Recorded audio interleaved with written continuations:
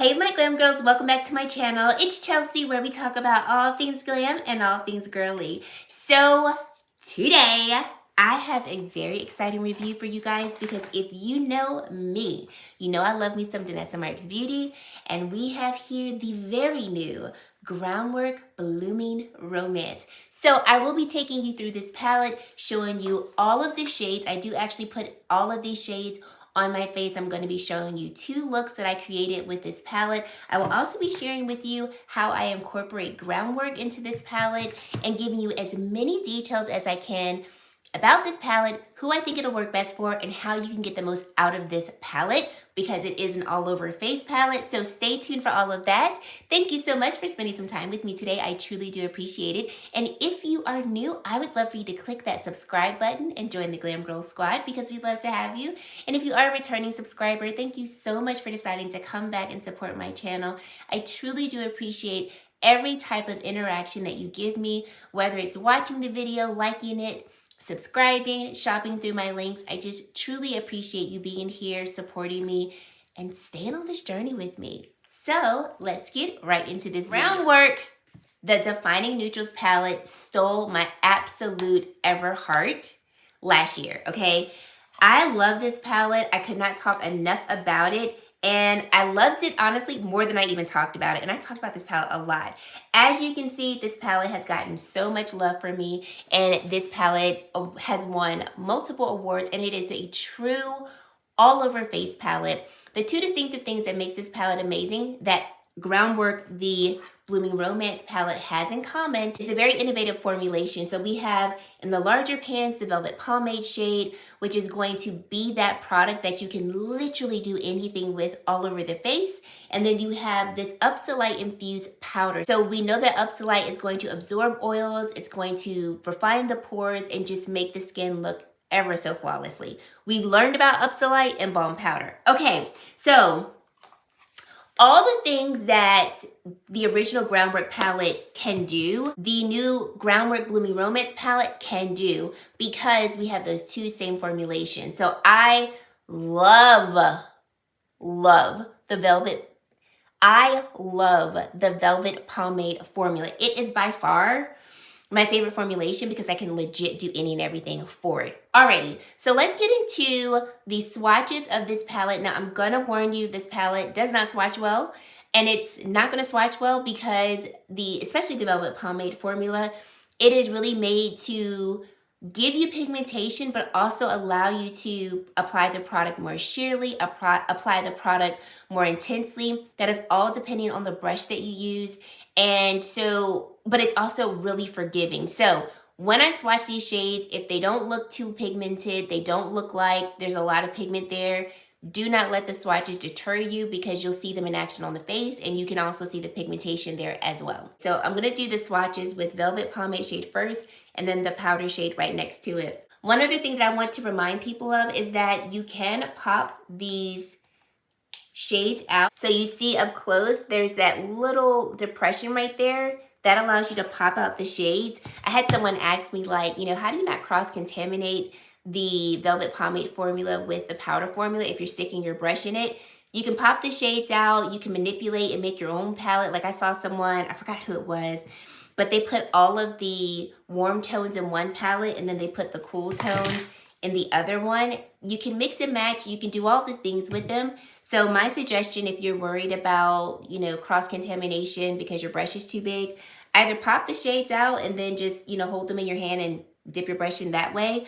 Or I will also share with you the brushes that I use, and the brushes that I use fit really nicely in these pans. So there you go. That's just a little tip and reminder for you. So starting with the shade called Crush, it is described as a soft pink daisy. And one more thing. If you've never seen these palettes in action, look at the Velvet Pomade formula. It almost feels like, a clay. That's a really bad description for it, because I feel like clay is maybe a little more sticky, but that's how it feels in terms of like its softness. And it's just very moldable and very soft. So that is Crush. And as you can see, this palette does have cooler tones and warmer tones in it, We've got Smitten, which is the next shade. Smitten is described as a light mauve rosebud shade. And for these lighter shades, I'm going to add a couple of swatches so you can hopefully see the shade.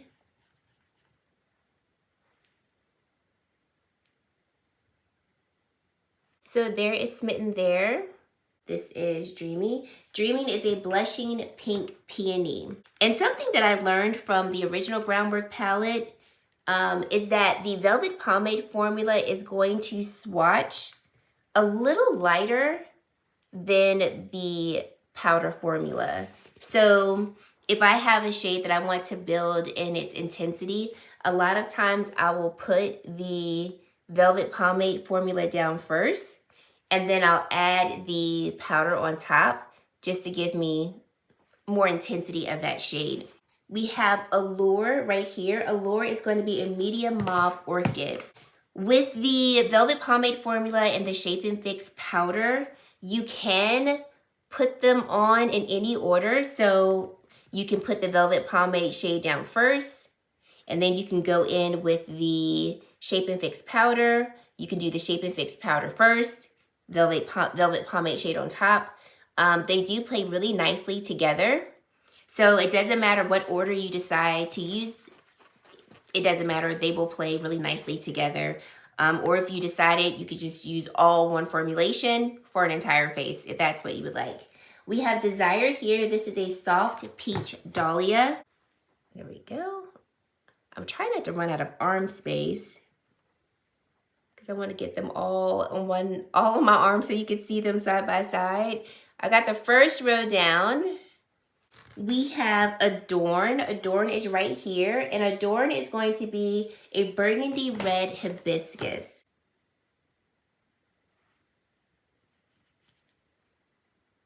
We're getting into the deeper tones in this palette. Love Struck is here, and this is a burnt garnet tulip. Might have to go to the next arm. I'm running out of space. I've got 3 more shades. I think I'm gonna do the 3 shades on the back of my hand.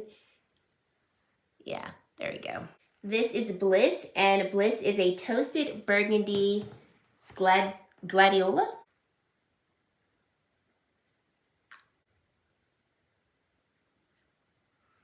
Evermore. This is a dark mahogany cosmos.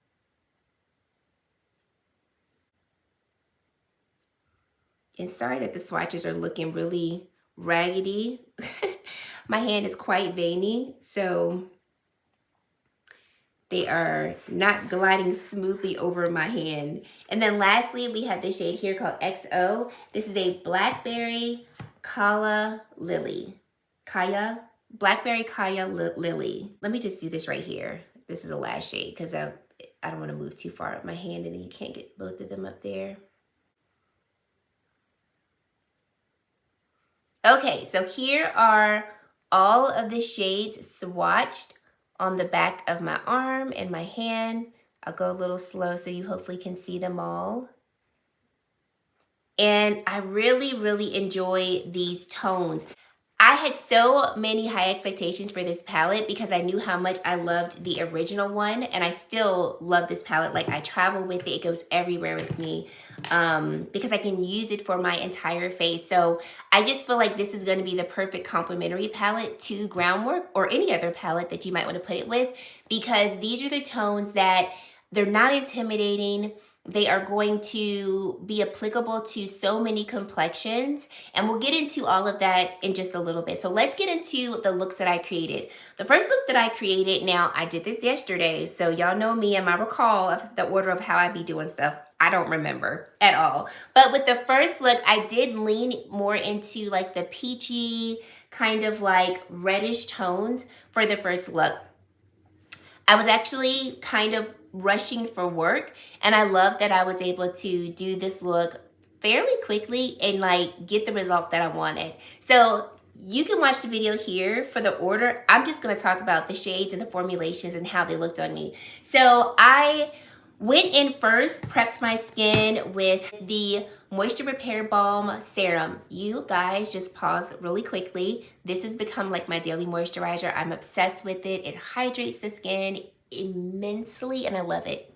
literally every time I do my makeup, I apply this all over the face. And then I go in with the water powder serum just in my T-zone on my cheeks so that I can refine my pores and give me that oil control from start. So the biggest difference between the water powder serum and balm powder, water powder serum, we're gonna stop the oils from even starting, okay? Like any excessive oils don't come around. This is what this serum is gonna do. Whereas balm powder is going to absorb the oils that you're actually going to produce. So if you have really oily skin, this serum with balm powder, oil controlled to the max. But what I love about this is even though this is going to mattify the skin, it is infused with hyaluronic acid and other types of ingredients to where your skin doesn't feel dry at all. So this is like literally ever since I've gotten these, this is my go-to primer for my skin. So then after that, I wanted to go in with balm powder shade 5 in my T-zone, but because shade 5 is a little light, which is why I put it in my T-zone, I like to color correct around my mouth so that it doesn't get that kind of ashy tone. So I was putting on balm powder and I was like, wait a second, Desire has a nice little peachy kind of salmon tone to it. Maybe I could color correct with this. Went in with the Velvet Pomade formula. Color correction was like, there we go. There we go. Now in the original Groundwork palette, I love to color correct with this shade called Core. You can see that it has that orangey tone to it that's great for melanated skin in terms of color correction. So I would say that if you have a deeper complexion and you do color correct, just depending on how deep your complexion is, Core is also a really great shade to color correct with as well. Alrighty, so that was my first entry into this particular palette with color correction. After I applied my face, for the eyes, I just quickly ran through balm powder shade 8.5 for my eyes and my bronzer, and then I put the Velvet Pomade formula in Desire down first, and then I topped it with the Shape and Fix powder. My eyelids crease, so for me, a lot of times, and I forgot to do it yesterday, a lot of times I'll go in first with the Shape and Fix powder because my eyelids do crease and they do kind of get a little oily. Then I'll go in with the Velvet Pomade formula and then I'll top it with the Shape and Fix powder. That's what I did today. Yesterday, I just did Velvet Pomade and then Shape and Fix powder on top in Desire. For the cheeks, I think I went in first with Adorn. No, I think I went in with Love Struck first. Y'all saw the video, so it's okay.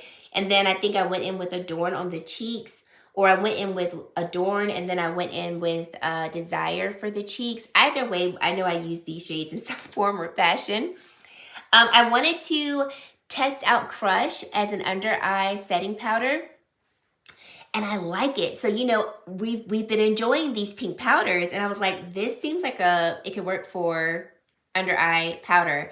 And I got the idea from Megan, and I was like, yes, we could do that. Tried it against my complexion. I think it looks beautiful, and I really like it, and it definitely brightened my under eyes a little bit, and it works as a setting powder because once again it has that up so light, so it's going to control the oils.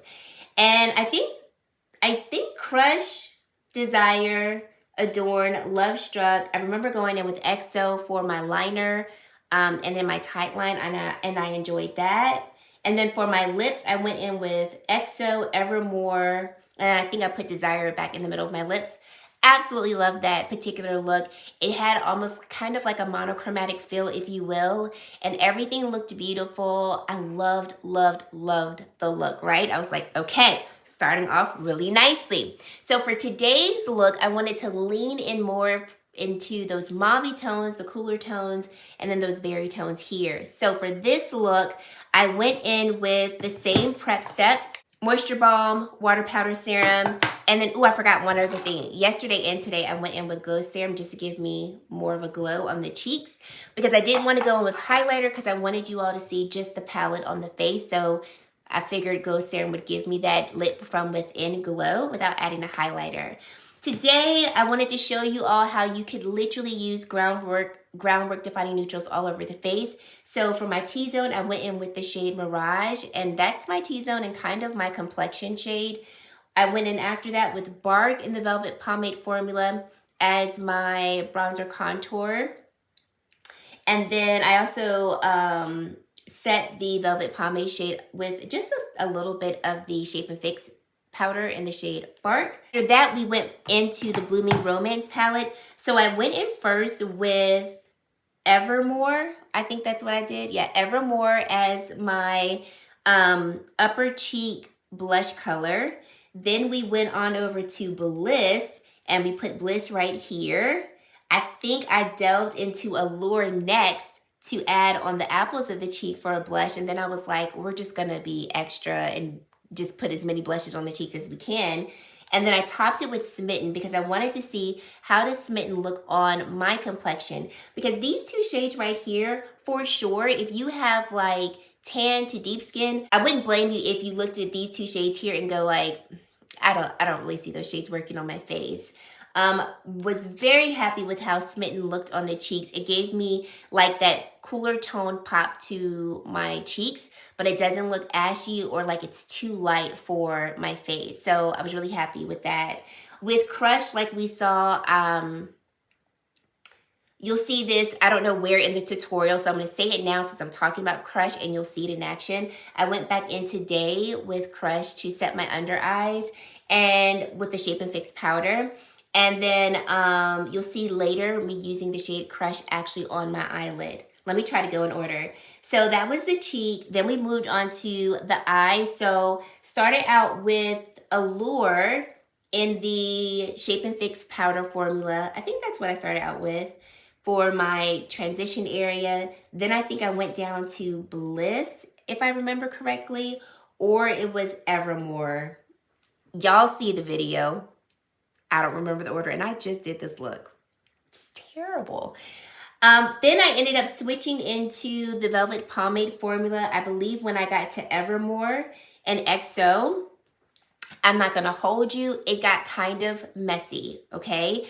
And I realized, I was like, okay, I'm seeing patchiness. I realized I had some film on my eyes. That was my mistake. I'm not gonna hold it to the palette. So I did wanna call that out there because I don't want anyone to feel like I'm not like calling out imperfections. I have learned with the Velvet Pomade formula, I need to either put a primer down or like my eyelids need to be dry to make sure that I get the best smooth application of the formulation. And I did not do that today. But it was one of those things where it was like, I didn't think about it. I was just trying to get into the video. So that's that, calling it out so you know. And I would say this, if you know that you need to prime your eyelids for eyeshadow to work best, same thing with this formulation. Do what you need to do so that your makeup can look the best. Keep it moving.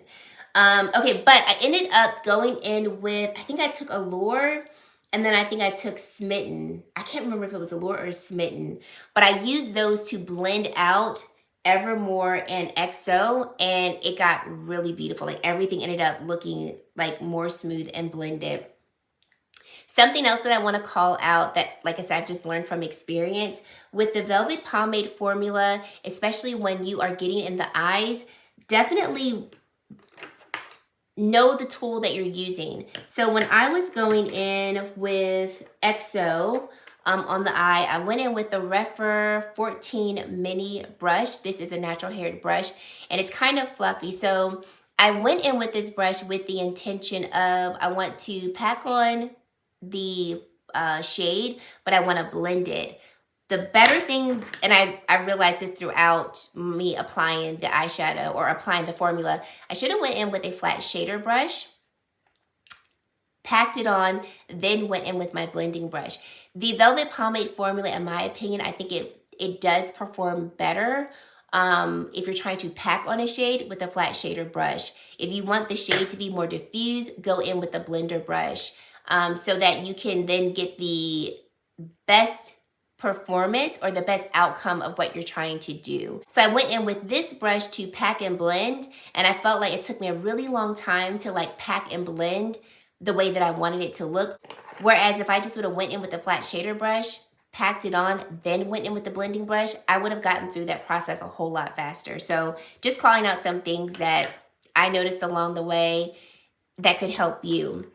So then after I got, after using Evermore and XO, I went in with, I think I went in with Bliss. Is that what I put on my eyes? Nope. I went in with Allure first, put that on kind of the majority of the eye. Then I went in with Smitten, I think I went in with Smitten. There we go. I think I went in with Smitten, put that on the majority of the eye, went on and then blended XO so that the two shades looked a little more blended together. And then I topped Smitten, the Velvet Pomade formula, with Crush in the Shape and Fix powder formula.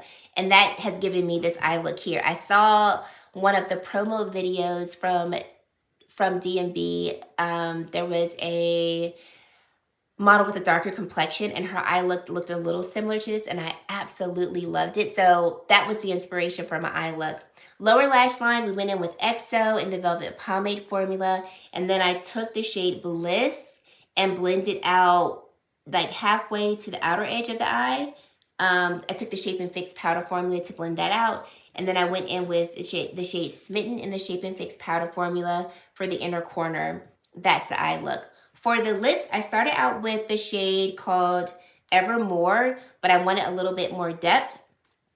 So then I went back in with XO, and then in the center of the lips, we have Allure. And that's the face, you guys. I love this face here.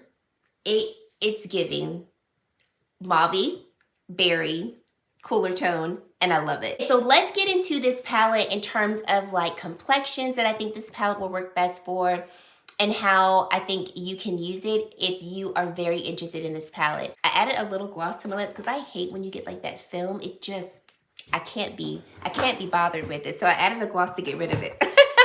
To me, I look at this palette as an all over face palette once again. So I saw one of the D&B employees, Wendy, she had used this palette to block out her brows. She went in, I don't know exactly the shades, but from what it looked like, she probably went in with one of these two shades to block out her brows.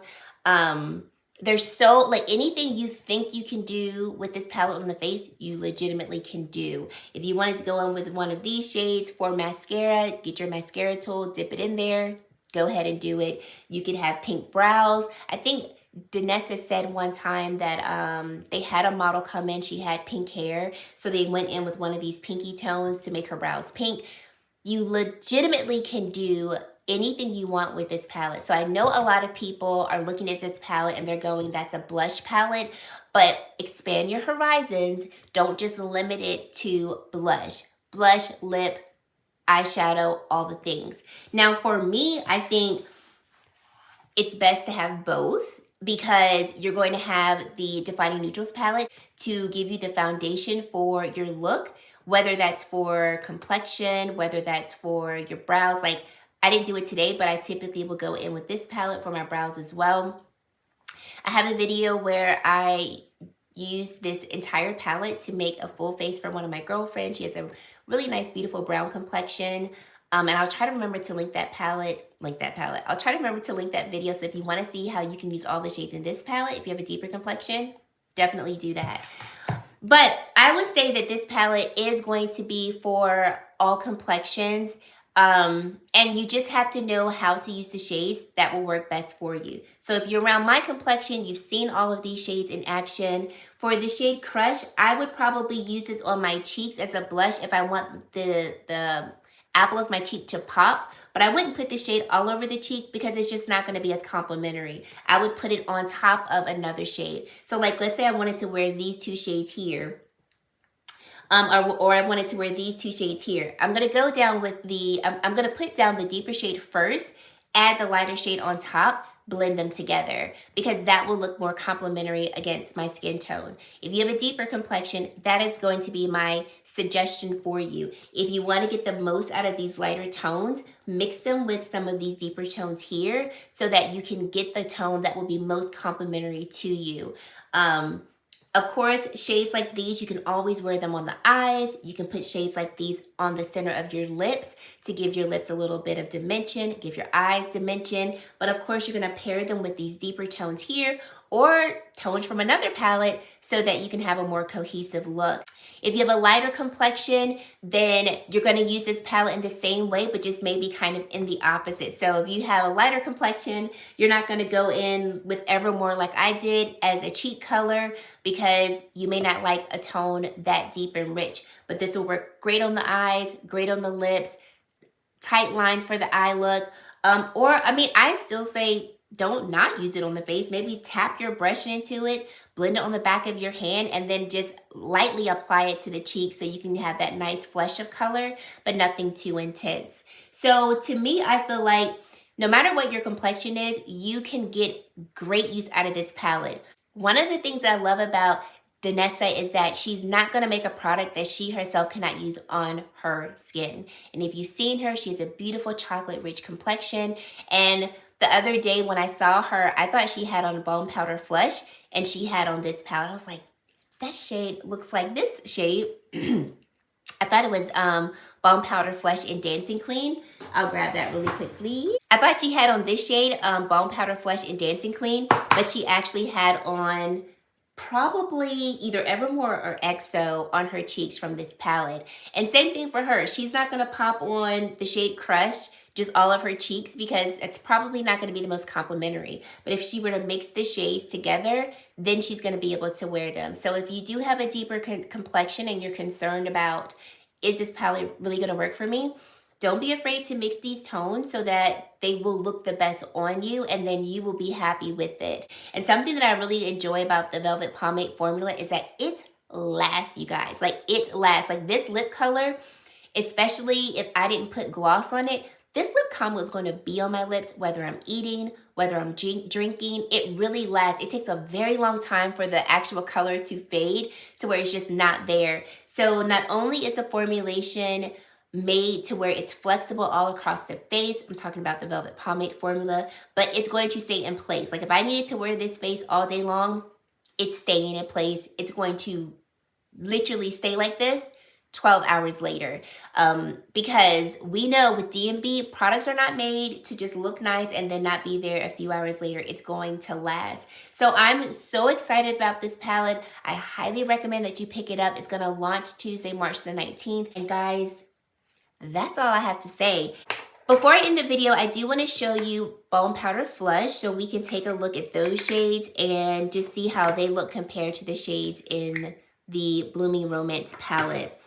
I can tell you that there are no dupes. There are no like major similarities between the palette. So first we have It Girl. It Girl is now sold individually. It was launched during holiday season of last year as a set, but you can actually purchase It Girl individually. So we can look at It Girl. It Girl is going to give us that like punchy hot pink type of tone. And when you look at this palette over here, we don't see any tones that look like It Girl. Also with Bone Powder Flush, they are formulated with Upsolite, just like Bone Powder is. And I feel like Bone Powder Flush is going to definitely be more pigmented. So you can wear Bone Powder Flush sheerly, but if you want to build that pigmentation up and get like a lot of bang for your buck, I think you can get that with Bone Powder Flush a little easier than the Velvet Pomade formula in this palette. Next we have Golden Hour. So this is Golden Hour in Bone Powder Flush. As you can see here, we don't have any tones in the Blooming Romance palette that are going to mimic Golden Hour. We go into Dancing Queen, and once again, we don't see any type of similarity of Dancing Queen in Blooming Romance. Prima Donna, love Prima Donna. Here's Prima Donna, and once again, no similarity there. My favorite shade, Rosé and Brunch. Initially, I was looking at Dream, but you can see that Rosé and Brunch is going to have more of that rose hint to it. It's got like a deeper punch to it than Dream has in this palette. And then lastly, I think my second favorite shade is going to be Bellini. Oh, she looks so beat up. Hold on. Let me clean her up a bit. Don't judge it. I be loving on my Bone Powder Flush. Here's Bellini here. And then once again, I was initially thinking of Desire, but you can see that we don't have any similarity there. Desire is going to be a lighter tone than we have here with Bellini. So if you have Bone Powder Flush and you wanted to make sure that you didn't have any repeat shades in Bloomy Romance, you do not. And the last thing that I wanted to say was I always like to, if I do know, I always like to share the inspiration of the brand's creator for their products. And so with Groundwork, the Defining Neutrals palette, she wanted to create something that would really root our makeup routines, be something that can be the backbone of any type of look that we're trying to create. And when you look at this palette here, you've got neutral tones, warm tones, undertones that are going to be comprehensive for as many complexions as she could put in this palette. With Bloomy Romance, she said she wanted to create this one that would express her love for us and it would reflect love. And when you do look at this palette, when I think of love, I think of pinks and reds. And we see those hues there too. And I think this one is just beautiful. Like, not only does it symbolize love, but it just looks lovely. I see my spring tones here, but I can also see like my rich warm tones for the fall, the hues that are going to work well in the summertime. It's just one of those palettes that I feel is going to be another award-winning palette. I absolutely love it. I'm actually going out of town tomorrow, and you best believe I'm bringing both Groundwork and Bloomy Romance because here's a whole face, legitimately a whole face in 2 palettes. And like I mentioned before, if you're someone who you like to create your own palettes and you're like, okay, I need, a few shades from this palette if you have it, and I know that I want to take a few shades from this palette, you can, kind of break these palettes down into a more smaller form to travel with. It's just, the possibilities are endless with these 2 palettes in terms of what you can do and what you might want to do.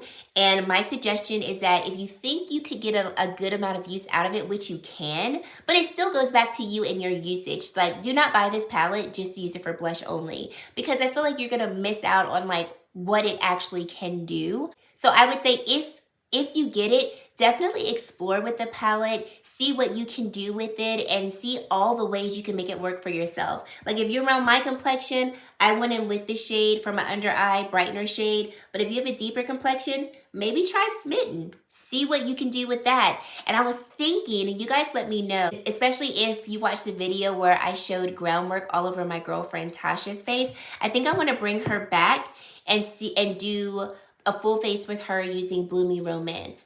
So I'll show you again Groundwork with her complexion base shades, but then using as many shades from Bloomy Romance, especially these lighter tones.